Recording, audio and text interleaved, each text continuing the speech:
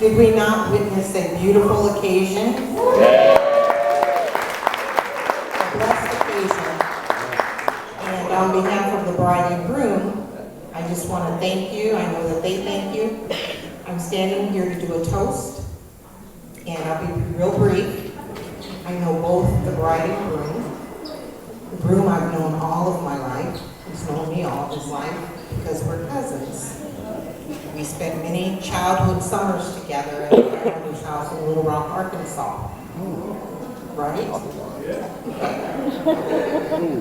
And the bride is like my sister. My husband and I owned a business here a few years ago, and when we closed it down, she allowed me to stay with her while we were closing the business down and transitioning to Atlanta. She didn't charge me a dime.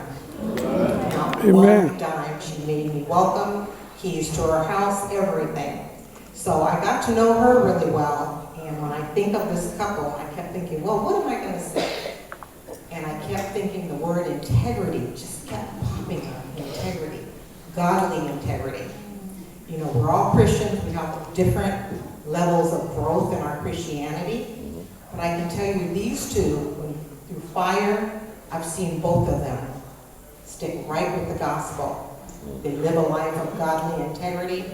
So I'm just so happy I couldn't see a better couple together. I've seen Harriett stick with integrity when things were hard.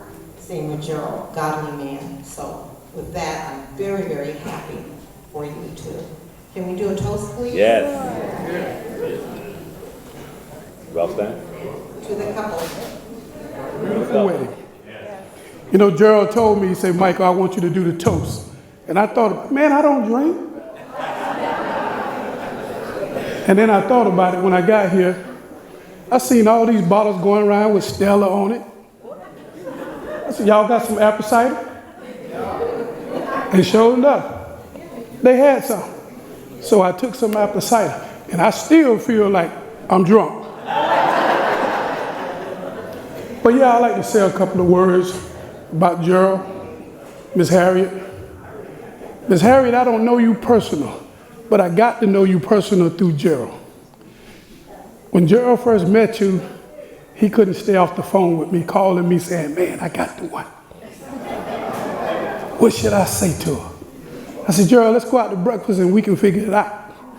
So we went out to breakfast, and he bought this big old thing of juice. I said, what's that for? He said, man, it make me strong. I shouldn't have told that one, Jerold, but I had to tell it anyway. But nevertheless, I met Jerold about 20-something years ago.